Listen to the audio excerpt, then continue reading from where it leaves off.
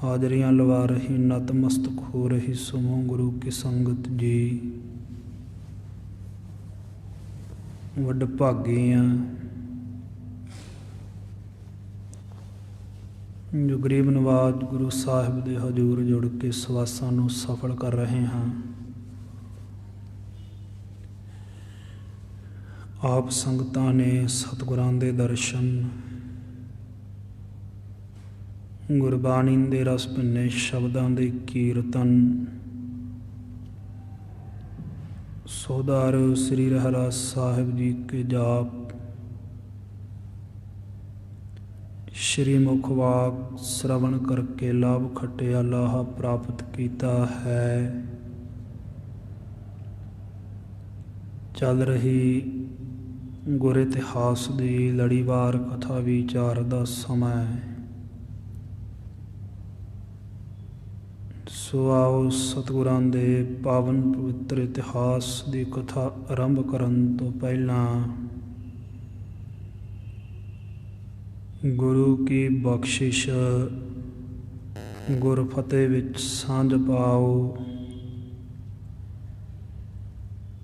ਰਸਨਾ ਸਫਲਾਓ, ਬੁਲੰਦ ਆਵਾਜ਼ ਵਿੱਚ ਬੁਲਾਓ ਜੀ। ਵਾਹਿਗੁਰੂ ਜੀ ਕਾ ਖਾਲਸਾ, ਵਾਹਿਗੁਰੂ ਜੀ ਕੀ ਫਤਿਹ।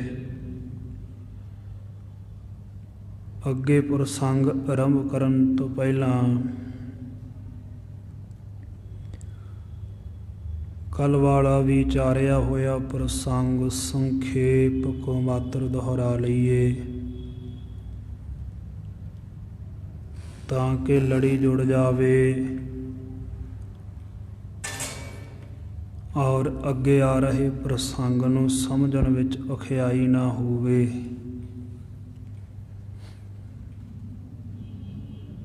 ਕਾਲੇ ਖਾਨ ਦੀ ਅਗਵਾਈ ਦੇ ਵਿੱਚ ਮੁਗਲ ਫੌਜ ਨੇ 4 ਸਫੇਰਿਆਂ ਤੋਂ ਭਾਰੀ ਹਮਲਾ ਕੀਤਾ।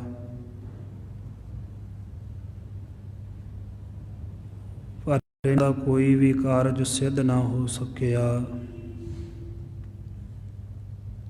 ਗਰੀਬ ਨਵਾਜ਼ ਗੁਰੂ ਹਰਗੋਬਿੰਦ ਸਾਹਿਬ ਸੱਚੇ ਪਾਤਸ਼ਾਹ ਮਹਾਰਾਜ ਜੀ ਦੇ ਜੰਗ ਦੇ ਕੀਤੇ ਮਹਾਨ ਪਰਾਕਰਮ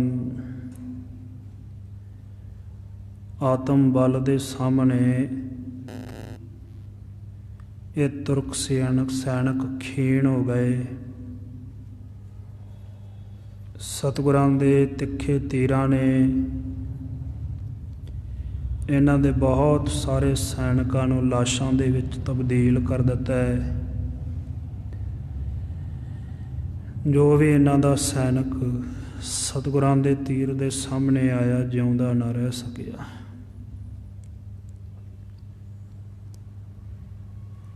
ਹੋਰ ਜਿੱਧਰਲੇ ਪਾਸਿਓਂ ਕਿਸੇ ਪਾਸਿਓਂ ਇਹ ਹਾਵੀ ਹੋਣ ਦੀ ਕੋਸ਼ਿਸ਼ ਕਰਦੇ ਆ। ਗੁਰੂ ਕਾ ਸਿੱਖ ਸੂਰਮਾ ਬਾਬਾ ਬਿਧੀ ਚੰਦ ਸਾਹਿਬ ਉਧਰਲੇ ਬੰਨੇ ਜਾ ਕੇ ਸਿੱਖ ਸੂਰਮਿਆਂ ਦਾ ਸਹਾਇਕ ਹੁੰਦਾ ਹੈ, ਸਿੱਖ ਸੂਰਮਿਆਂ ਨੂੰ ਦਲੇਰੀ ਦਿੰਦਾ ਹੈ ਔਰ ਵੱਧਦੇ ਹੋਏ ਤੁਰਕਾਂ ਦੇ ਦਲ ਨੂੰ ਸਿੱਖ ਸੂਰਮੇ ਇਉਂ ਦਬਾ ਲੈਂਦੇ ਹਨ। ਇਸ ਤਰੀਕੇ ਦੇ ਜੱਦੋ ਜਹਿਦ ਦੇ ਵਿੱਚ ਭਾਰੀ ਘਮਸਾਨ ਦੇ ਵਿੱਚ ਤੁਰਕਾਂ ਦੀ ਤਕਰੀਬਨ ਅੱਧੀ ਫੌਜ ਹੈ ਜਿਹੜੀ ਉਹ ਮਾਰੀ ਜਾ ਚੁੱਕੀ ਹੈ। ਇਹ ਆਪਣੇ ਮਨ ਵਿੱਚ ਬੜੇ ਹੈਰਾਨ ਹੈ ਵੀ ਇਹ ਤੇ ਕੋਈ ਕੁਦਰਤੀ ਆਫਤ ਆਈ ਹੈ।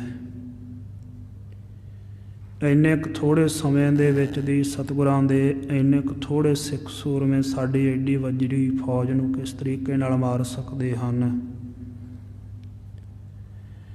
ਹਿਰਦੇ ਵਿੱਚ ਬੜੇ ਮਾਯੂਸ ਹੋਏ। ਲਾਸ਼ਾਂ ਦੇ ਲੱਗੇ ਹੋਏ ਢੇਰ ਵੇਖ ਕੇ ਇਹਨਾਂ ਦੇ ਹੌਸਲੇ ਪਸਤ ਹੋਣ ਲੱਗੇ, ਢਹਿਣ ਲੱਗੇ। ਉਸ ਸਮੇਂ ਕਾਲੇ ਖਾਨ ਨੇ ਆਪਣੇ ਮਨ ਵਿੱਚ ਵਿਚਾਰ ਕੀਤੀ ਕਿ ਹੁਣ ਇਸ ਤਰੀਕੇ ਦੇ ਨਾਲ ਜੰਗ ਲੜਨਾ ਯੋਗ ਨਹੀਂ। ਜਿੰਨੀ ਫੌਜ ਬਾਕੀ ਬਚ ਗਈ ਹੈ ਉਹ ਡਰੀ ਹੋਈ ਹੈ। ਸਿੱਖ ਸੂਰਮਿਆਂ ਦੇ ਉੱਪਰ ਆਪਣੇ ਭਾਰੀ ਬਲ ਦੇ ਨਾਲ ਹਮਲਾ ਨਹੀਂ ਕਰਦੀ। ਸੋ ਇਸ ਕਰਕੇ ਹੁਣ ਸਿੱਖ ਸੂਰਮਿਆਂ ਦੇ ਉੱਪਰ ਮੈਂ ਬਚੀ ਹੋਈ ਸਿੱਖ ਫੌਜ ਨੂੰ ਆਪਣੇ ਪਿੱਛੇ ਇਕੱਠੀ ਕਰਕੇ ਮੈਂ ਹੀ ਭਾਰੀ ਹੱਲਾ ਕਰਾਂ। ਇਸ ਇਰਾਦੇ ਦੇ ਨਾਲ ਕਾਲੇ ਖਾਨ ਨੇ ਆਪਣੇ ਇੱਕ ਵਿਅਕਤੀ ਨੂੰ ਆਪਣੇ ਸਾਰੇ ਸਰਦਾਰਾਂ ਦੇ ਤਾਈਂ ਸੁਨਾਹ ਦੇਣ ਦੇ ਲਈ ਭੇਜ ਦਿੱਤਾ ਵੀ ਕਾਲੇ ਖਾਨ ਨੇ ਸਾਰਿਆਂ ਨੂੰ ਆਪਦੇ ਵਾਲੇ ਪਾਸੇ ਬੁਲਾਇਆ। ਇਹਦਾ ਸੁਨੇਹਾ ਲੈ ਕਰਕੇ ਇਸ ਦੇ ਨਜ਼ਦੀਕਲੇ ਜਿਹੜੇ ਮਨੁੱਖ ਸਨ, ਸੈਨਿਕ ਸੇਵਕ, ਉਹ ਛੇਤੀ ਨਾਲ ਗਏ ਔਰ ਇਹਦੇ ਸਾਰੇ ਸਰਦਾਰਾਂ ਨੂੰ ਇਹਦਾ ਸੁਨੇਹਾ ਵੀ ਹੁਣ ਸਾਰੇ ਇੱਕ ਜਗ੍ਹਾ 'ਤੇ ਇਕੱਤਰ ਹੋ ਕੇ ਮੇਰੀ ਅਗਵਾਈ ਦੇ ਵਿੱਚ ਮੇਰੇ ਵਾਲੀ ਦਿਸ਼ਾ ਤੋਂ, ਮੇਰੇ ਵਾਲੇ ਪਾਸਿਓਂ ਸਿੱਖ ਸੂਰਮਿਆਂ ਦੇ ਉੱਪਰ ਹਮਲਾ ਕਰੋ। ਕਿਉਂਕਿ ਡਰੇ ਹੋਏ ਜਿਹੜੇ ਤੁਰਕ ਸੂਰਮੇ ਹਨ, ਉਹਨਾਂ ਨੂੰ ਇੱਕ ਜਗ੍ਹਾ ਇਕੱਠਾ ਕਰਕੇ ਸਾਰੇ ਸਰਦਾਰਾਂ ਦੀ ਅਗਵਾਈ ਦੇ ਵਿੱਚ ਦਲੇਰੀ ਦੇ ਕੇ, ਹੌਸਲਾ ਦੇ ਕੇ ਜੰਗ ਦੇ ਵਿੱਚ ਪ੍ਰੇਰਣਾ ਚਾਹੀਦਾ ਹੈ। ਸੋ ਕਾਲੇ ਖਾਨ ਦਾ ਇਹ ਸੁਨੇਹਾ ਸੁਣ ਕੇ ਇਸ ਦੇ ਸਰਦਾਰ ਹੌਲੀ ਹੌਲੀ ਆਪਣੇ ਸੈਨਿਕਾਂ ਨੂੰ ਨਾਲ ਲੈ ਕਰਕੇ ਰਣ ਭੂਮੀ ਦੇ ਵਿੱਚ ਕਾਲੇ ਖਾਨ ਦੇ ਪਿੱਛੇ ਇਕੱਤਰ ਹੋਣ ਲੱਗੇ ਹਨ।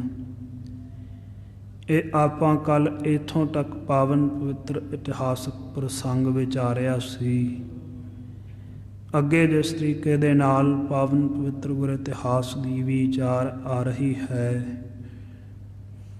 ਆਓ ਮਨ ਚਿੱਤ ਬਿਰਤੀਆਂ ਇਕਾਗਰ ਕਰਕੇ ਸਤਿਗੁਰਾਂ ਦੇ ਪਵਿੱਤਰ ਇਤਿਹਾਸ ਦੇ ਨਾਲ ਜੁੜੀਏ ਜੀ। ਸਤਨਾਮ ਸ੍ਰੀ ਵਾਹਿਗੁਰੂ ਸਾਹਿਬ ਜੀ। ਪਾਦੜੀ ਛੰਦ ਅਸਮਾਨ ਖਾਨ ਪਹੁੰਚਿਓ ਸੋ ਧਾਏ। ਅਸਮਾਨ ਖਾਨ ਨੇ ਜਦੋਂ ਕਾਲੇ ਖਾਨ ਦਾ ਸੁਨੇਹਾ ਸੁਣਿਆ, ਆਪਣੀ ਫੌਜ ਨੂੰ ਨਾਲ ਲੈ ਕਰਕੇ ਇਹ ਦੌੜ ਕਰਕੇ ਕਾਲੀ ਦੇ ਨਾਲ ਕਾਲੇ ਖਾਨ ਵਾਲੇ ਪਾਸੇ ਨੂੰ ਚੱਲਿਆ ਹੈ। ਜੋ ਬਚੀ ਬਾਹਨੀ ਸੰਗ ਲਾਏ। ਜਿਹੜੀ ਇਸ ਦੀ ਫੌਜ ਬਚ ਗਈ ਸੀ ਉਸ ਨੂੰ ਇਸ ਨੇ ਆਪਣੇ ਨਾਲ ਲਿਆ ਹੋਇਆ ਹੈ ਜੀ। ਧੁੰਦਬ ਬਜੰਤ ਹਾਰੇ ਤੁਰੰਗ। ਛੇਤੀ ਦੇ ਨਾਲ ਦਮਾਮੇ ਵਜਾਉਂਦੇ ਹੋਏ ਚੱਲ ਪਏ, ਪਰ ਇਹਨਾਂ ਦੇ ਜਿਹੜੇ ਘੋੜੇ ਆ ਉਹ ਥੱਕੇ ਹੋਏ ਆ। ਜੋ ਭਿਗੇ ਅੰਗ ਸ਼੍ਰੋਣਤ ਸੋ ਰੰਗ। ਜਿਹੜੇ ਸਰੀਰ ਦੇ ਉੱਪਰ ਇਹਨਾਂ ਨੇ ਵਸਤਰ ਧਾਰਨ ਕੀਤੇ ਸੀ, ਉਹ ਵਸਤਰ ਵੀ ਇਹਨਾਂ ਦੇ ਖੂਨ ਦੇ ਨਾਲ ਭਿੱਜ ਕੇ ਗਿੱਲੇ ਹੋ ਚੁੱਕੇ ਹਨ ਜੀ। ਉਤਸਾਹਹੀਨ ਜੈ ਤੇ ਨਿਰਾਸ। ਉਤਸ਼ਾਹ ਹੌਸਲਾ ਢਹਿ ਗਿਆ ਮਨਾਂ ਦੇ ਵਿੱਚੋਂ, ਜਿੱਤ ਦੀ ਕੋਈ ਆਸਾ ਨਹੀਂ ਰਹਿ ਗਈ। ਮੁੱਖ ਤੇ ਨਿਰਾਸ਼ਾ, ਮਾਯੂਸੀ, ਹਾਰ ਦੀ ਚਿੰਤਾ ਜਿਹੜੀ ਪ੍ਰਤੱਖ ਨਜ਼ਰ ਆਉਂਦੀ ਹੈ। ਮੁਖ ਮਲਿਨ ਵੀਰ ਔਰ ਭੂਰ ਤਰਾਸ। ਹਿਰਦੇ ਦੇ ਵਿੱਚ ਬੜਾ ਡਰ ਹੈ ਇਹਨਾਂ ਦੇ ਸੂਰਮਿਆਂ ਦੇ, ਤੁਰਕਾਂ ਦੇ, ਤੇ ਮਨ ਦੇ ਉੱਪਰ ਮੁਰਝਾਵਟ ਹੈ, ਮਾਯੂਸੀ ਹੈ, ਫਿਕਰ ਹੈ। ਸੋਨ ਕੁਤਬ ਖਾਨ ਦਿਸ਼ ਆਪਨ ਛੋਰ। ਜਦੋਂ ਕਾਲੇ ਖਾਨ ਦਾ ਭੇਜਿਆ ਹੋਇਆ ਸੁਨੇਹਾ ਕੁਤਬ ਖਾਨ ਵਾਲੇ ਪਾਸੇ ਪਹੁੰਚਿਆ, ਕਾਲੇ ਖਾਨ ਨੇ ਵੀ ਆਪਣੇ ਵਾਲਾ ਪਾਸਾ ਜਿਹੜਾ ਹੈ, ਆਪਣੇ ਵਾਲੀ ਦਿਸ਼ਾ ਜਿਹੜੀ ਹੈ ਉਹ ਤਿਆਗ ਦਿੱਤੀ। ਚੱਲ ਫਿਰਿਓ ਥਿਰੇ ਸਭ ਜਾਹੇ ਔਰ। ਚੱਲਿਆ ਹੈ ਪ੍ਰੇਰ ਕਰਕੇ ਆਪਣੀ ਫੌਜ ਨੂੰ ਉਸ ਪਾਸੇ ਨੂੰ ਜਿੱਥੇ ਅਸਮਾਨ ਖਾਨ ਅਤੇ ਕਾਲੇ ਖਾਨ ਹੋਰ ਬਚੇ ਹੋਏ ਸੈਨਿਕਾਂ ਨੂੰ ਇਕੱਤਰ ਕਰ ਰਹੇ ਹਨ ਇੱਕ ਥਾਂ ਦੇ ਉੱਪਰ। ਜੇ ਬਚੇ ਲੜਤ ਸਭ ਲੀਨ ਸੰਗ। ਜਿਹੜੇ ਲੜਦਿਆਂ ਬਚ ਗਏ ਸੀ ਇਹਨਾਂ ਦੇ ਸੈਨਿਕ, ਉਹ ਸਾਰੇ ਇਹਨਾਂ ਨੇ ਆਪਣੇ ਨਾਲ ਮਿਲਾਏ ਇਕੱਠੇ ਕਰਕੇ। ਧੁੰਦਬ ਬਜਾਏ ਨਾਦਤ ਉਤੰਗ। ਔਰ ਬੜੀ ਉੱਚੀ ਆਵਾਜ਼ ਦੇ ਵਿੱਚ ਨਗਾਰੇ ਇਹਨਾਂ ਨੇ ਕਹਿ ਕਰਕੇ ਨਗਾਰਚੀਆਂ ਨੂੰ ਵਜਵਾ ਦਿੱਤੇ। ਜਿਮ ਗਿਰ ਬਿਲਾਸ ਹੜ ਰੋਕ ਲੀਨ।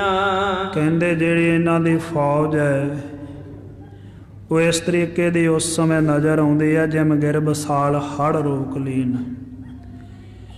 ਜਿਸ ਤਰੀਕੇ ਨਾਲ ਆ ਰਿਹਾ ਹੜ੍ਹ ਦਰਿਆਵਾਂ ਦੇ ਵਿੱਚ, ਸਮੁੰਦਰ ਦੇ ਵਿੱਚ ਆ ਰਿਹਾ ਪਾਣੀ ਦਾ ਉਛਾਲਾ, ਸਮੁੰਦਰ ਵਾਲੇ ਨਦੀਆਂ ਵਾਲੇ ਪਾਸੇ ਨੂੰ ਵੱਧਦਾ ਹੋਇਆ ਕੋਈ ਉੱਚਾ ਪਰਬਤ ਪਹਾੜ ਰੋਕ ਲੈਂਦਾ ਹੈ। ਟੱਕਰ ਸੋ ਖਾਏ ਹਟਵੋ ਸੋ ਕੀਨ। ਔਰ ਟੱਕਰ ਖਾ ਕਰਕੇ ਤੇ ਵਾਪਸ ਪਰਤ ਜਾਂਦਾ ਹੈ ਨਾ, ਜਿਸ ਤਰੀਕੇ ਦੇ ਨਾਲ, ਇਸੇ ਹੀ ਤਰੀਕੇ ਦੇ ਨਾਲ ਤਿਮ ਜਾਤ ਸੈਨ ਵਡਕਾਏ ਖਾਏ। ਇਹ ਜਿਹੜੀ ਤੁਰਕ ਸੈਨਾ ਹੈ ਇਹ ਵੀ ਵੱਡੇ ਜ਼ਖਮ ਖਾ ਕਰਕੇ 4 ਫੇਰਿਆਂ ਤੋਂ ਵਾਪਸ ਤੁਰ ਪਈ ਹੈ। ਜਿਹੜੀ ਹੜ੍ਹ ਦੇ ਪਾਣੀ ਦੇ ਨਿਆਈ ਆਈ ਸੀ ਨਾ, ਚੜ੍ਹ ਕਰਕੇ ਕਰਤਾਰਪੁਰ ਸਾਹਿਬ ਨੂੰ ਮਲਿਆ ਮੇਟ ਕਰਨ ਦਾ ਸੁਪਨਾ ਵੇਖਦੀ ਸੀ ਜਿਹੜੀ ਫੌਜ ਨੇ ਸੋਚਿਆ ਸੀ ਵੀ ਮੁੱਠੀ ਭਰ ਸਤਿਗੁਰੂ ਗੁਰੂ ਹਰਗੋਬਿੰਦ ਸਾਹਿਬ ਦੇ ਸਿੱਖਾਂ ਦੀ ਫੌਜ ਮਾਰ ਕੇ ਤੇ ਹੁਣੇ ਸਤਿਗੁਰੂ ਹਰਗੋਬਿੰਦ ਸਾਹਿਬ ਨੂੰ ਬੰਦੀ ਬਣਾ ਲੈਣਾ, ਜੇਲ੍ਹ ਵਿੱਚ ਪਾ ਲਵਾਂਗੇ। ਇਹ ਇਉਂ ਵਾਪਸ ਮੁੜ ਗਿਆ ਜਿਵੇਂ ਹੜ੍ਹ ਦਾ ਪਾਣੀ ਕਿਸੇ ਵੱਡੇ ਪਹਾੜ ਦੇ ਨਾਲ ਟਕਰਾ ਕੇ ਟੱਕਰ ਖਾ ਕੇ ਵਾਪਸ ਪਰਤ ਜਾਂਦਾ, ਕੋਈ ਵਾਹ ਪੇਸ਼ ਨਹੀਂ ਚੱਲਦੀ। ਸੁਣ ਪੈਂਦ ਖਾਨ ਬੀਰਨ ਬੁਲਾਏ। ਇਹ ਸੁਨੇਹਾ ਪੈਂਦੇ ਖਾਨ ਦੇ ਪਾਸ ਵੀ ਪਹੁੰਚਿਆ। ਜਦੋਂ ਕਾਲੇ ਖਾਨ ਦਾ ਸੁਨੇਹਾ ਇਸ ਨੇ ਸੁਣਿਆ, ਆਪਣੇ ਸਾਰੇ ਸੂਰਮਿਆਂ ਨੂੰ ਇਕੱਠੇ ਕੀਤਾ। ਨਿਜ ਦਿਸ਼ਾ ਛੋਰ ਗਮਨਿਓ ਸੋ ਵੀਰ। ਇਹ ਵੀ ਆਪਣੇ ਵਾਲੇ ਦਿਸ਼ਾ ਨੂੰ ਪਾਸੇ ਨੂੰ ਛੱਡ ਕਰਕੇ ਸੂਰਮਾ ਕਾਲੇ ਖਾਨ ਦੇ ਪਾਸ ਚੱਲ ਪਿਆ ਹੈ। ਉਮਰਾਵ ਜੋ ਕਾਲੇ ਖਾਨ ਤੀਰ। ਜਿਹੜੇ ਉਮਰਾਵ ਕਾਲੇ ਖਾਨ ਦੇ ਪਾਸ ਉਸ ਸਮੇਂ ਸਨ। ਜਿਮ ਚਹੂੰ ਔਰ ਤੇ ਸਿਮਟ ਨੀਰ। ਉਹ ਇਸ ਤਰੀਕੇ ਦੇ ਨਾਲ ਇਕੱਠੇ ਹੋ ਗਏ ਜਿਵੇਂ 4 ਸ਼ਫੇਰਿਆਂ ਤੋਂ ਰੁੜ ਕਰਕੇ ਪਾਣੀ ਨੀਵੀਂ ਥਾਂ ਨੂੰ ਆ ਜਾਂਦਾ ਹੈ ਜੀ। ਇੱਕ ਥਾਨ ਹੋਤ ਸਰਵਰ ਗਹੀਰ। ਇੱਕ ਥਾਂ ਤੇ ਤਲਾਬ ਦੇ ਵਿੱਚ, ਕਿਸੇ ਛੱਪੜ ਦੇ ਵਿੱਚ ਜੁੜ ਜਾਂਦਾ ਹੈ ਨਾ, ਨੀਵੀਂ ਥਾਂ ਤੇ ਆ ਕਰਕੇ। ਇਉਂ ਇਹਨਾਂ ਦੀ ਸਾਰੀ ਫੌਜ ਕਰਤਾਰਪੁਰ ਸਾਹਿਬ ਦੇ ਚੁਫੇਰਿਓਂ ਆਣ ਕਰਕੇ ਕਾਲੇ ਖਾਨ ਦੀ ਤੇ ਜਿਹੜੇ ਬਾਕੀ ਦੇ ਜਰਨੈਲ ਸਨ ਉਹਨਾਂ ਦੇ ਪਿੱਛੇ ਇਕੱਠੀ ਹੋ ਗਈ। ਤਿਮ ਭਈ ਸੈਨ ਇਕੱਠੀ ਵਿਸਾਲ। ਭਾਰੀ ਗਿਣਤੀ ਬਣ ਗਈ ਹੈ ਇਹਨਾਂ ਦੀ ਇਸ ਤਰੀਕੇ ਨਾਲ ਇਕੱਠੀ ਹੋਈ ਫੌਜ ਦੀ। ਮਸਲਤ ਕਰੰਤ ਮਿਲ ਵੀਰ ਜਾਲ। ਉੱਥੇ ਇਕੱਠੇ ਹੋ ਕਰਕੇ ਇਹਨਾਂ ਸਾਰੇ ਸੂਰਮਿਆਂ ਨੇ ਆਪਸਰੀ ਦੇ ਵਿੱਚ ਮਸਲਤ ਸਲਾਹ ਕੀਤੀ ਹੈ। ਫਿਰ ਗਿਣਤੀ ਤੇ ਭਾਰੀ ਹੋਣੇ ਆ, ਲੱਖ ਦੇ ਤਕਰੀਬਨ ਫੌਜ ਸੀ, ਅਜੇ ਅੱਧੀ ਹੋਈ ਮਰੀ ਹੈ, ਅੱਧੀ ਤੇ ਅਜੇ ਜਿਉਂਦੀ ਹੈ। 40,000 ਤੋਂ ਵੱਧ ਦੀ ਗਿਣਤੀ ਦੀ ਅਜੇ ਵੀ ਇਹਨਾਂ ਦੀ ਸੂਰਮਿਆਂ ਦੀ ਫੌਜ ਜਿਉਂਦੀ ਹੈ। ਜਿਮ ਭਏ ਪ੍ਰਥਮ ਰਣ ਹਾਰ ਪਾਏ। ਸਲਾਹ ਇਉਂ ਕਰਨ ਲੱਗੇ, ਕਹਿੰਦੇ ਜਿਵੇਂ ਪਹਿਲਾਂ ਜੰਗ ਹੋਏ ਆ ਨਾ 3, ਲੋਹਗੜ੍ਹ ਵਾਲਾ, ਫਿਰ ਇਸੇ ਤਰੀਕੇ ਦੇ ਨਾਲ ਦੂਸਰਾ ਜੰਗ ਜਿਹੜਾ ਲੜਿਆ ਗਿਆ ਸੀ, ਔਰ ਇਹ ਜੇ ਤੀਸਰਾ ਜੰਗ ਜਿਹੜਾ ਮਹਾਰਾਜ ਲੜਿਆ ਗਿਆ ਹੈ। ਜਿਹੜੇ ਪਹਿਲੇ 3 ਜੰਗ ਆਪਾਂ ਲੜੇ ਹਨ ਪਹਿਲਾਂ ਸਤਿਗੁਰਾਂ ਦੇ ਨਾਲ, ਤੇ ਉਹਨਾਂ ਦੇ ਵਿੱਚੋਂ ਸਾਨੂੰ ਭਾਵ ਤੁਰਕ ਸੈਨਿਕਾਂ ਨੂੰ, ਤੁਰਕ ਫੌਜਾਂ ਨੂੰ ਤੇ ਬਾਦਸ਼ਾਹ ਨੂੰ ਹਾਰ ਦੀ ਹੀ ਪ੍ਰਾਪਤੀ ਹੋਈ ਹੈ। ਉਸੇ ਤਰੀਕੇ ਨਾਲ ਲੱਗਦਾ ਆਪਾਂ ਇਹ ਵੀ ਜੰਗ ਹੈ ਜਿਹੜੀ ਇਹਦੇ ਵਿੱਚੋਂ ਵੀ ਹਾਰ ਖਾਵਾਂਗੇ। ਤੇ ਸਰੀਤ ਹੋਏ ਜਾਨੀ ਸੋ ਜਾਏ। ਉਸੇ ਤਰੀਕੇ ਨਾਲ ਭਿਆਨਕ ਹਾਰ ਹੋਏਗੀ, ਸਾਡੀ ਫੌਜ ਵੀ ਮਰ ਜਾਏਗੀ, ਸਾਡੇ ਪਾਸੋਂ ਕਾਰਜ ਵੀ ਕੋਈ ਨਹੀਂ ਸਰਨਾ। ਅਬ ਲਰਹੋ ਏਕ ਥਲ ਜ਼ੋਰ ਕਾਲ। ਇਸ ਕਰਕੇ ਹੁਣ ਸਾਰੇ ਇੱਕੇ ਥਾਂ ਤੋਂ ਇਕੱਠੇ ਹੋ ਕੇ ਇੱਕੇ ਵਾਰੀ ਜ਼ੋਰ ਪਾ ਕੇ ਆਪਾਂ ਸਤਿਗੁਰਾਂ ਦੇ ਨਾਲ ਲੜੀਏ। ਤਜ ਚਹੂੰ ਔਰ ਘੇਰਾ ਕਰਾਲ। ਜਿਹੜਾ ਭਿਆਨਕ ਘੇਰਾ 4 ਸ਼ਫੇਰੇ ਪਾਇਆ ਹੋਇਆ ਨਾ ਕਰਤਾਰਪੁਰ ਸਾਹਿਬ ਨਗਰ ਦੇ, ਉਸ ਘੇਰੇ ਨੂੰ ਹੁਣ ਛੱਡ ਦੇਣਾ ਚਾਹੀਦਾ ਹੈ ਸਾਡੇ ਤਾਈਂ। ਗੁਰ ਪਕੜ ਲੇਹੋ ਸਭ ਕਾਜ ਸਿੱਧ। ਬਸ ਸਤਿਗੁਰੂ ਹਰਗੋਬਿੰਦ ਸਾਹਿਬ ਸੱਚੇ ਪਾਤਸ਼ਾਹ ਨੂੰ ਫੜ ਲਓ ਤੇ ਆਪਣੇ ਤੇ ਸਾਰੇ ਕਾਰਜ ਜਿਹੜੇ ਆ ਸਿੱਧ ਹੋ ਜਾਣਗੇ, ਪੂਰੇ ਹੋ ਜਾਣਗੇ। ਜਿਸ ਤੇ ਸੋ ਕਰਹਿ ਸੁਨ ਸ਼ਾਹ ਬ੍ਰਿਧ। ਜਿਸ ਦਾ ਕਰਕੇ ਸੁਣ ਕਰਕੇ ਜਿਹੜਾ ਬਾਦਸ਼ਾਹ ਸ਼ਾਹਜਹਾਂ ਹੈ ਨਾ, ਉਹ ਸਾਨੂੰ ਬ੍ਰਿਧ ਵਧਾ ਦੇਗਾ ਸਾਡੇ ਰੁਤਬਿਆਂ ਦੇ ਤਾਈਂ, ਮਰਾਤਬਿਆਂ ਦੇ ਤਾਈਂ। ਸਾਡੇ ਜਿਹੜੇ ਰੁਤਬੇ ਹੈ ਉਹਨਾਂ ਦੇ ਵਿੱਚ ਤਰੱਕੀ ਹੋ ਜਾਏਗੀ, ਸਾਨੂੰ ਇਨਾਮ ਮਿਲਣਗੇ। ਵੇਖੋ ਗੁਰੂ ਕੀ ਸੰਗਤ ਜੀ, ਤੁਰਕ ਵੀ ਗੁਰੂ ਹਰਗੋਬਿੰਦ ਸਾਹਿਬ ਸੱਚੇ ਪਾਤਸ਼ਾਹ ਗਰੀਬ ਨਵਾਜ਼ ਨੂੰ ਫੜਨਾ ਚਾਹੁੰਦੇ ਸਨ। ਬੇਸ਼ੱਕ ਉਹਨਾਂ ਦੀ ਮਨਸ਼ਾ ਹੋਰ ਸੀ, ਅਸੀਂ ਸਿੱਖ ਹੋ ਕੇ ਸਤਿਗੁਰਾਂ ਦਾ ਲੜ ਛੱਡਿਆ ਹੋਇਆ ਹੈ। ਸੋ ਝਾਤੀ ਮਾਰਨੀ ਚਾਹੀਦੀ ਹੈ ਸਾਨੂੰ ਆਪਣੇ ਅੰਦਰਾਂ ਦੇ ਵਿੱਚ। ਗੁਰੂ ਹਰਗੋਬਿੰਦ ਸਾਹਿਬ ਸੱਚੇ ਪਾਤਸ਼ਾਹ ਦੇ ਪਾਵਨ ਸਰੂਪ ਗੁਰੂ ਗ੍ਰੰਥ ਸਾਹਿਬ ਜੀ ਦੇ ਲੜ ਲੱਗਣਾ ਚਾਹੀਦਾ ਹੈ। ਔਰ ਗਰੀਬ ਨਵਾਜ ਸੱਚੇ ਪਾਤਸ਼ਾਹ ਜੀ ਦੇ ਚਰਨ ਛੋਹ ਪ੍ਰਾਪਤ ਅਸਥਾਨ ਸਾਡੇ ਨੇੜੇ ਨਜ਼ਦੀਕ ਹੈ। ਹੋਰ ਨਹੀਂ ਹੋ ਸਕਦਾ, ਘੱਟੋ ਘੱਟ ਇੱਕ ਵਕਤ ਦਿਨ ਦੇ ਵਿੱਚ ਗੁਰੂ ਸਾਹਿਬ ਜੀ ਦੇ ਪਾਵਨ ਪਵਿੱਤਰ ਅਸਥਾਨਾਂ 'ਤੇ ਦਰਸ਼ਨ ਕਰਨ 'ਤੇ ਆਇਆ ਕਰੀਏ। ਸ਼੍ਰੀ ਗੁਰੂ ਗ੍ਰੰਥ ਸਾਹਿਬ ਸੱਚੇ ਪਾਤਸ਼ਾਹ ਮਹਾਰਾਜ ਨੂੰ ਮੱਥਾ ਟੇਕਣ ਦੇ ਵਿੱਚ ਤੇ ਕੋਈ ਨੁਕਸਾਨ ਨਹੀਂ। ਜਿੱਥੇ ਸਤਿਗੁਰਾਂ ਦੇ ਚਰਨ ਪੈਂਦੇ ਆ ਉਹ ਮਿੱਟੀ, ਉਹ ਧੂੜ, ਉਹ ਜਗ੍ਹਾ ਅਤਿਅੰਤ ਪਵਿੱਤਰ ਹੋ ਜਾਂਦੀ ਹੈ। ਸਤਿਗੁਰੂ ਦੀ ਬਾਣੀ ਕਹਿੰਦੀ, ਜਿੱਥੇ ਜਾਏ ਬਹੈ ਮੇਰਾ ਸਤਿਗੁਰੂ, ਸੋ ਥਾਨ ਸੁਹਾਵਾ ਰਾਮ ਰਾਜੇ। ਉਹ ਸ਼ੋਭਨੀਕ ਥਾਵਾਂ ਹੋ ਜਾਂਦੀਆਂ, ਉੱਥੇ ਮੱਥੇ ਟੇਕਣ ਦੇ ਪੁੰਨ ਹੁੰਦੇ ਹੈ, ਉੱਥੇ ਮੱਥੇ ਟੇਕਣ ਦਾ ਲਾਭ ਪ੍ਰਾਪਤ ਹੁੰਦਾ ਹੈ, ਫਾਇਦਾ ਹੁੰਦਾ ਹੈ।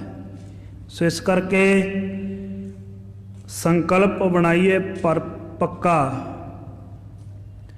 ਕਿ ਜ਼ਿਆਦਾ ਨਹੀਂ, ਸਾਡੇ ਪਾਸ ਹੈ ਐਡਾ ਮਹਾਨ ਅਸਥਾਨ ਜਿੱਥੇ ਗਰੀਬ ਨਵਾਜ ਸੱਚੇ ਪਾਤਸ਼ਾਹ ਨੇ ਚਰਨ ਪਾ ਕੇ ਪਵਿੱਤਰ ਕੀਤੀ ਹੈ ਜਗ੍ਹਾ। ਸੋ ਹੋ ਸਕੇ ਤੇ ਇੱਕ ਵਕਤ ਨਤਮਸਤਕ ਹੋਣ ਦਾ ਸਮਾਂ ਤੇ ਜ਼ਰੂਰ ਕੱਢਣਾ ਜੀ। ਅਬ ਪੈਂਦ ਖਾਨ ਸਵਧਾਨ ਹੋਏ। ਇਉਂ ਇਸ ਤਰੀਕੇ ਦੇ ਨਾਲ ਕਾਲੇ ਖਾਨ ਕਹਿਣ ਲੱਗਾ ਹੈ ਪੈਂਦੇ ਖਾਨ ਨੂੰ, ਕਹਿੰਦਾ ਹੈ ਪੈਂਦੇ ਖਾਨ ਹੁਣ ਆਪਣੇ ਮਨ ਦੇ ਵਿੱਚ ਸਾਵਧਾਨ ਹੋ ਜਾ, ਪੂਰਨ ਤਿਆਰੀ ਕਰ ਲਾ। ਤੁਮ ਕਰੋ ਕਾਜ ਕਹਿ ਪ੍ਰਥਮ ਜੋਏ। ਜਿਹੜਾ ਤੂੰ ਪਹਿਲਾਂ ਸਾਨੂੰ ਕਾਰਜ ਕਿਹਾ ਸੀ ਨਾ, ਸਾਰਿਆਂ ਨੂੰ ਇਕੱਠੇ ਹੋ ਕੇ ਜੰਗ ਦੇ ਵਿੱਚ, ਜੰਗ ਦੀ ਆਰੰਭਤਾ ਕਰਨ ਤੋਂ ਪਹਿਲਾਂ ਉਸ ਕਾਰਜ ਨੂੰ ਹੁਣ ਤੂੰ ਕਰਨਾ ਹੈ। ਭਾਵ ਇਸ ਨੇ ਕਿਹਾ ਸੀ ਵੀ ਇੱਕ ਵਾਰੀ ਆਪਾਂ ਹੱਲਾ ਕਰਕੇ ਜੇ ਮੈਨੂੰ ਸਤਿਗੁਰਾਂ ਦੀ ਨਜ਼ਦੀਕਤਾ ਪ੍ਰਾਪਤ ਹੋ ਜਾਵੇ ਨਾ ਕਿਧਰੇ, ਮੈਂ ਗੁਰੂ ਹਰਗੋਬਿੰਦ ਸਾਹਿਬ ਸੱਚੇ ਪਾਤਸ਼ਾਹ ਮੇਰੀ ਪੀਰੀ ਦੇ ਮਾਲਕ ਨੂੰ ਸਮੇਤ ਘੋੜੇ ਜੱਫੀ ਵਿੱਚ ਪਾ ਕੇ ਚੁੱਕ ਕੇ ਲੈ ਆਵਾਂਗਾ। ਇਹ ਭੱਜ ਜਾਂਦਾ ਸੀ ਘੋੜ ਸਵਾਰ ਸਮੇਤ ਘੋੜੇ ਨੂੰ ਚੁੱਕ ਕਰਕੇ। ਇਸ ਨੂੰ ਆਪਣੇ ਇਸ ਬਲ ਦਾ ਬੜਾ ਅਭਿਮਾਨ ਸੀ, ਹੰਕਾਰ ਸੀ।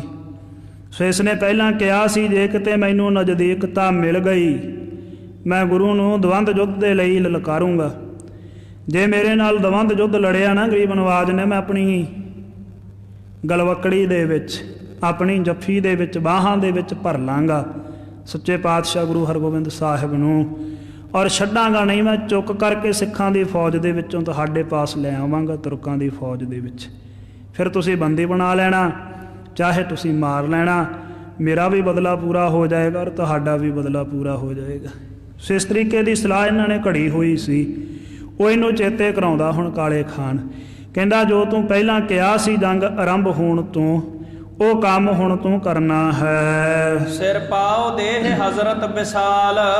ਜੇ ਤੂੰ ਇਸ ਤਰੀਕੇ ਦੇ ਨਾਲ ਕਰ ਲਿਆ ਤੈਨੂੰ ਵੱਡਾ ਸਰੂਪ ਆਓ, ਭਾਵ ਬਹੁਤ ਵੱਡਾ ਇਨਾਮ ਤੈਨੂੰ ਸ਼ਾਹਜਹਾਨ ਦੇ ਪਾਸੋਂ, ਉਹਦੇ ਦਰਬਾਰ ਦੇ ਵਿੱਚੋਂ, ਬਾਦਸ਼ਾਹ ਦੇ ਪਾਸੋਂ ਪ੍ਰਾਪਤ ਹੋਏਗਾ। ਵੱਡ ਬਨਹਿ ਜੀਵ ਕਾ ਲਿਹੋ ਸੰਭਾਲ। ਸਮਾਂ ਹੈ ਹੁਣ ਤੇਰੇ ਪਾਸ, ਇਸ ਸਮੇਂ ਦੀ ਸੰਭਾਲ ਕਰ ਲਾ, ਤੇਰੇ ਵੱਡੇ ਉਪਜੀਵਕਾ ਬਣ ਜਾਊਗੀ।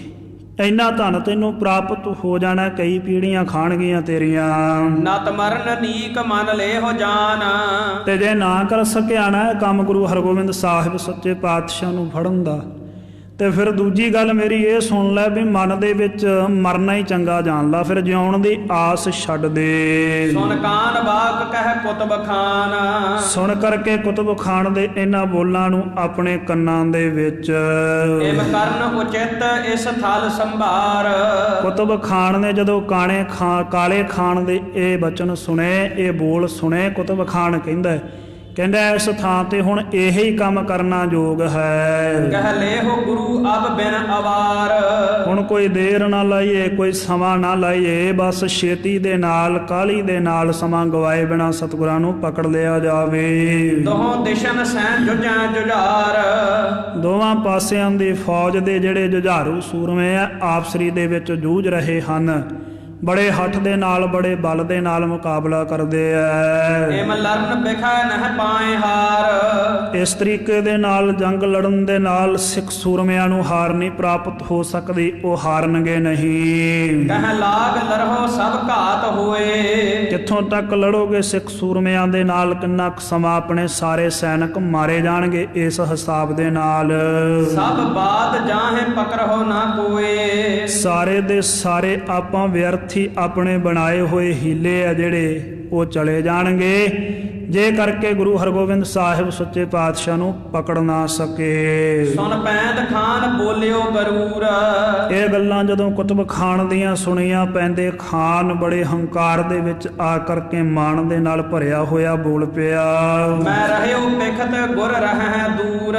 ਕਹਿੰਦਾ ਮੈਂ ਤੇ ਵੇਂਦਾ ਰਿਹਾ, ਮੈਂ ਮੌਕਾ ਲੱਭਦਾ ਸੀ, ਮੈਂ ਤੇ ਡਾ ਬਣਾਉਂਦਾ ਰਿਹਾ, ਮੈਂ ਤੇ ਘਾਤ ਵਿੱਚ ਸੀ, ਪਰ ਗੁਰੂ ਹਰਗੋਬਿੰਦ ਸਾਹਿਬ ਸੱਚੇ ਪਾਤਸ਼ਾਹ ਦੂਰ ਰਹੇ, ਮੇਰੀ ਪਹੁੰਚ ਦੇ ਵਿੱਚ ਨਹੀਂ ਆਏ। ਅਬ ਜ਼ੋਰ ਪਾਏ ਪਹੁੰਚਿਓ ਨਜ਼ੀਕ।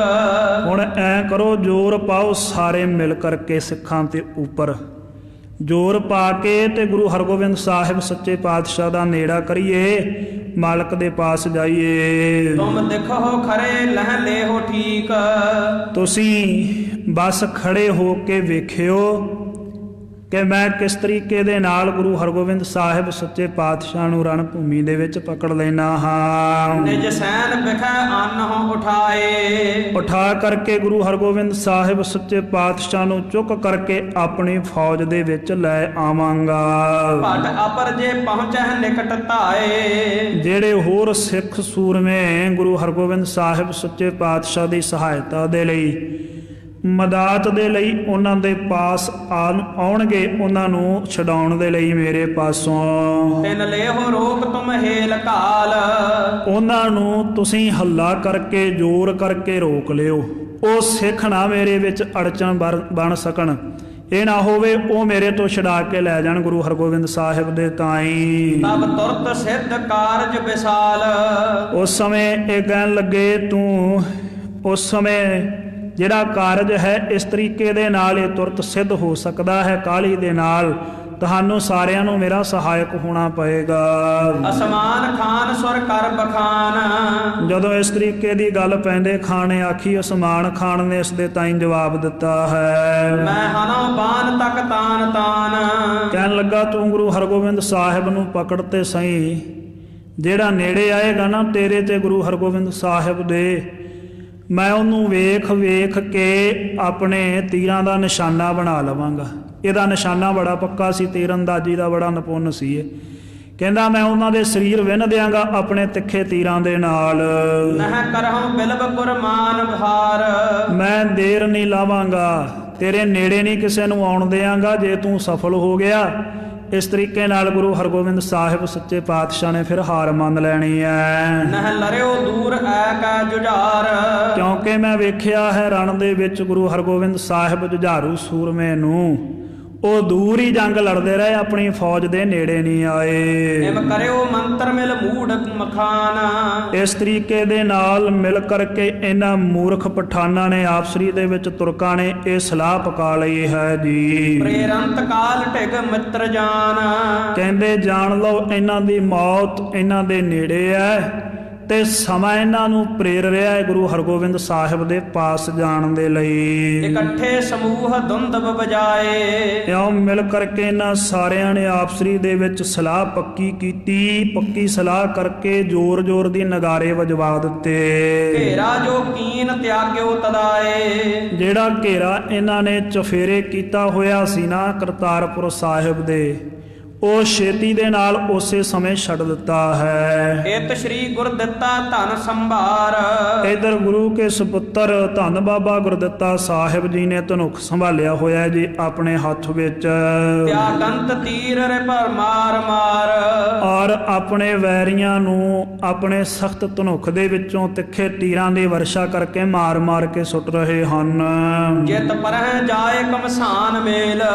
ਜਿੱਧਰਲੇ ਬੰਦੇ ਨੂੰ ਜਾ ਕਰਕੇ ਪੈਂਦੇ ਕਰਦੇ ਆ ਬਾਬਾ ਗੁਰਦਿੱਤਾ ਸਾਹਿਬ ਜੀ ਘਮਸਾਣ ਦਾ ਜੰਗ ਮਚਾ ਦਿੰਦੇ ਹਨ ਜੀ। ਗੇਰਤ ਤੁਰੰਗ ਹੱਥ ਸੁਭਟ ਗੇਲ, ਔਰ ਛੇਤੀ ਦੇ ਨਾਲ ਮਾਰ ਕਰਕੇ ਸੂਰਮਿਆਂ ਦੇ ਤਾਈ ਘੋੜਿਆਂ ਦੇ ਤਾਈ ਵੈਰੀਆਂ ਦੇ ਆਂਦੇ ਧਰਤੀ ਦੇ ਉੱਪਰ ਸੱਟੇ ਜਾ ਰਹੇ ਹਨ ਜੀ। ਸਰ ਹੋਹੇ ਪਾਰ ਬਲ ਧਾਰ ਮਾਰ, ਐਸੇ ਬਲ ਦੇ ਨਾਲ ਤੀਰ ਮਾਰਦੇ ਆ ਖਿੱਚ ਕਰਕੇ ਜ਼ੋਰ ਦੇ ਨਾਲ ਕਿ ਜਿਹੜਾ ਵੀ ਤੀਰ ਦੇ ਸਨਮੁਖ ਆਉਂਦਾ ਦੇ ਸਰੀਰ ਨੂੰ ਵਿੰਨ ਕਰਕੇ ਤੀਰ ਪਾਰ ਹੋ ਜਾਂਦਾ ਹੈ। ਤੁਰਕਾਨ ਬ੍ਰਿੰਦ ਇਮ ਡਾਰ ਡਾਰ, ਇਸ ਤਰੀਕੇ ਦੇ ਨਾਲ ਬਰਿੰਦ ਬਹੁਤ ਸਾਰੇ ਤੁਰਕਾਂ ਨੂੰ ਮਾਰ ਮਾਰ ਕੇ ਬਾਬਾ ਗੁਰਦਿੱਤਾ ਸਾਹਿਬ ਜੀ ਨੇ ਧਰਤੀ ਦੇ ਉੱਪਰ ਸਿੱਟ ਦਿੱਤਾ।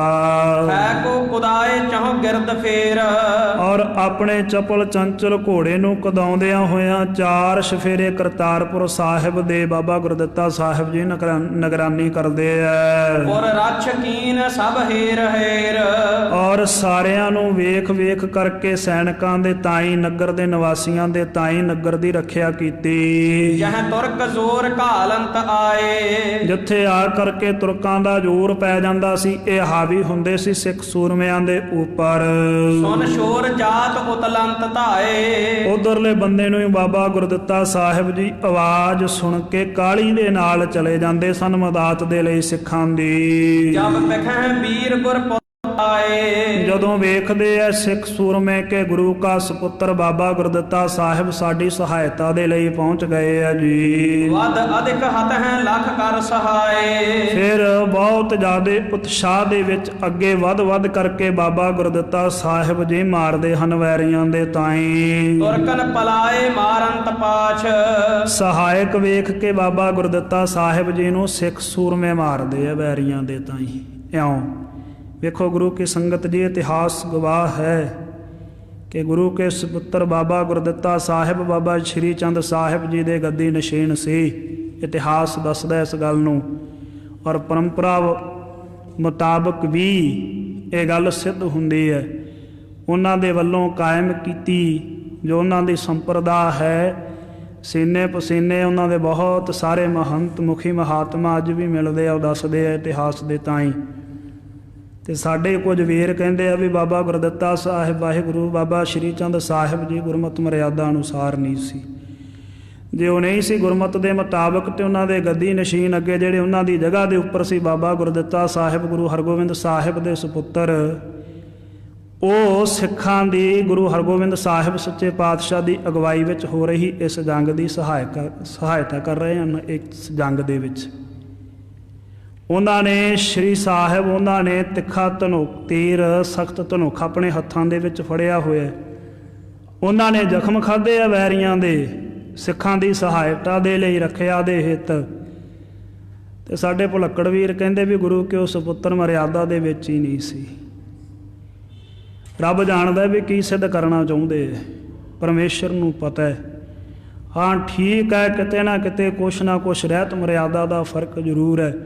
ਜਦੋਂ ਗੁਰੂ ਕਲਗੀਧਰ ਪਿਤਾ ਮਹਾਰਾਜ ਗਰੀਬ ਨਵਾਜ ਸੱਚੇ ਪਾਤਸ਼ਾਹ ਨੇ ਖਾਲਸਾ ਪੰਥ ਸਾਜਿਆ, ਉਸ ਸਮੇਂ ਵੀ ਬਹੁਤ ਸਾਰੇ ਉਦਾਸੀ ਸਨ ਜਿਨ੍ਹਾਂ ਨੇ ਗੁਰੂ ਕਲਗੀਧਰ ਪਿਤਾ ਮਹਾਰਾਜ ਸੱਚੇ ਪਾਤਸ਼ਾਹ ਜੀ ਦੇ ਖੰਡੇ ਬਾਟੇ ਦੀ ਪੌਲ ਪ੍ਰਾਪਤ ਕੀਤੀ ਸੀ। ਔਰ ਇੱਥੇ ਇਸੇ ਜੰਗ ਦੇ ਵਿੱਚ ਹੀ ਨੇ ਗੁਰੂ ਗੋਬਿੰਦ ਸਿੰਘ ਸਾਹਿਬ ਸੱਚੇ ਪਾਤਸ਼ਾਹ ਜੀ ਦੇ ਨਾਲ ਵੀ ਜੰਗਾਂ ਦੇ ਵਿੱਚ ਸਹਾਇਕ ਹੁੰਦੇ ਰਹੇ ਆ ਉਦਾਸੀ ਮਹਾਤਮਾ। ਸੋ ਇਸ ਤਰੀਕੇ ਦੀ ਵਿਚਾਰ ਇਹ ਫਰਕ ਹੈ, ਜਿਹੜੇ ਇਹ ਨਫ਼ਰਤ ਹੈ ਜਿਹੜੀ ਇਹ ਹਿਰਦੇ ਦੇ ਵਿੱਚੋਂ ਕੱਢਣੀ ਚਾਹੀਦੀ ਹੈ। ਸਾਧ ਸੰਗਤ ਜੀ, ਗੁਰੂ ਕਾ ਦਰ ਸਰਬੱਤਰ ਸਾਂਝਾ ਹੈ। ਠੀਕ ਹੈ, ਸਾਨੂੰ ਮਰਿਆਦਾ ਦੇ ਵਿੱਚ ਕਾਇਮ ਰਹਿਣਾ ਚਾਹੀਦਾ ਹੈ ਪੂਰਾ।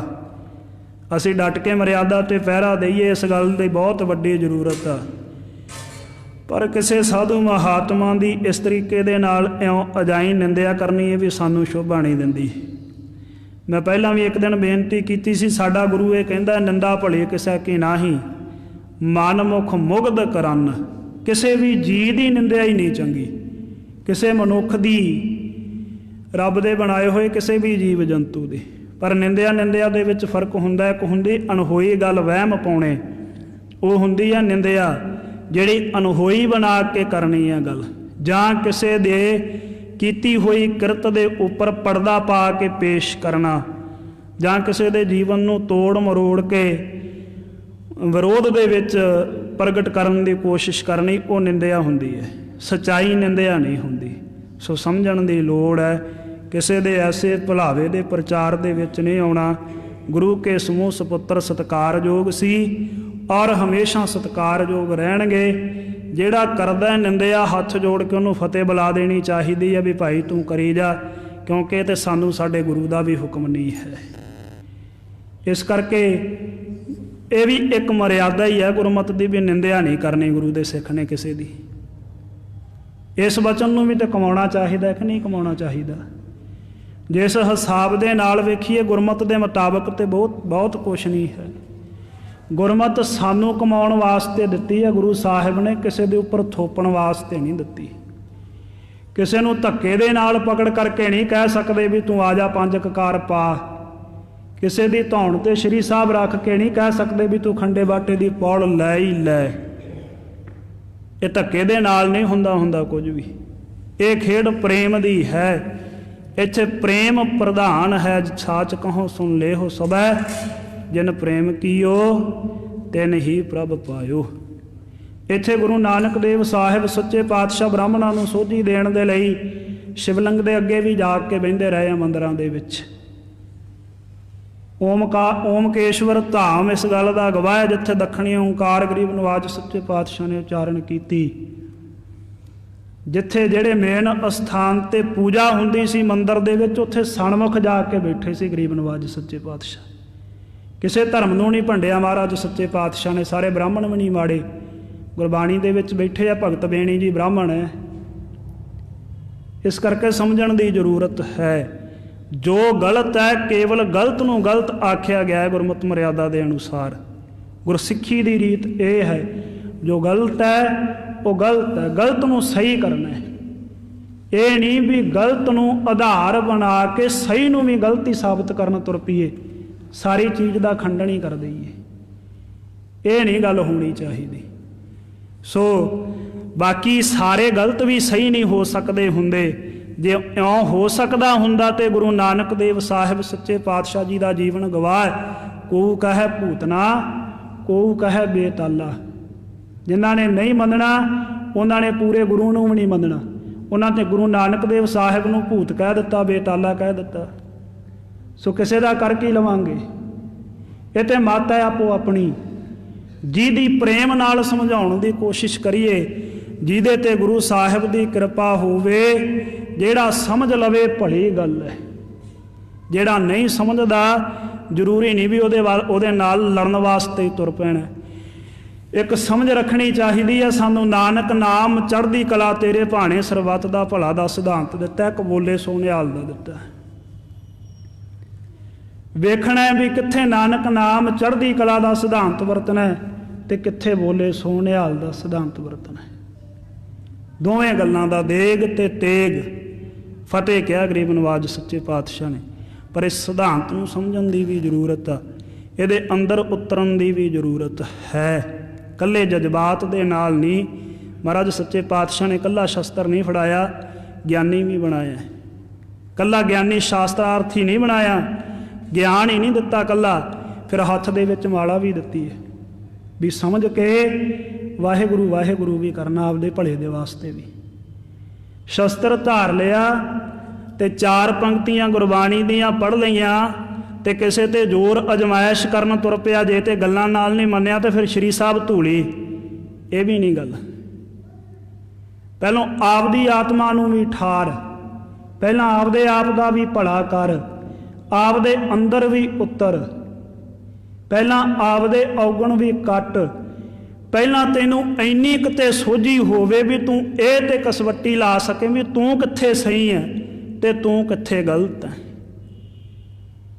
ਜੇ ਪਹਿਲਾਂ ਆਪਦੇ ਆਪ ਦਾ ਹੀ ਨਹੀਂ ਪਤਾ ਵੀ ਮੈਂ ਸਹੀ ਕਿੱਥੇ ਆ, ਮੈਂ ਗਲਤ ਕਿੱਥੇ ਆ, ਤੇ ਫਿਰ ਸੰਸਾਰ ਨੂੰ ਸੁਧਾਰਿਆ ਨਹੀਂ ਜਾ ਸਕਦਾ।